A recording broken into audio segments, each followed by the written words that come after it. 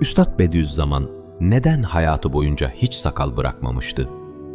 Çoğu kişinin aklına gelen bu sorunun ardında aslında muazzam bir edep ve insaflı olanları ağlatacak bir hüzün yatıyor. Dinimizde sakal bırakmak sünnettir.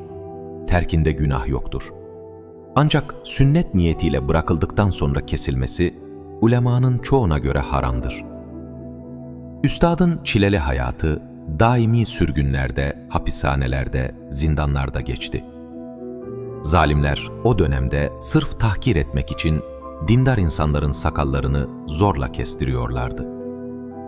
Eğer üstad sakal bıraksaydı, o mübarek sakalını zindanlarda hakaretle tıraş edeceklerdi. Sünnetin bu şekilde ayaklar altına alınmasına üstadımız katiyetle dayanamazdı. Üstad bu elim durumu şu sarsıcı sözlerle açıklar. Eğer sakal olsaydı, tıraş edilseydi, Risale-i Nur'a büyük bir zarardı. Çünkü ölecektim, dayanamayacaktım.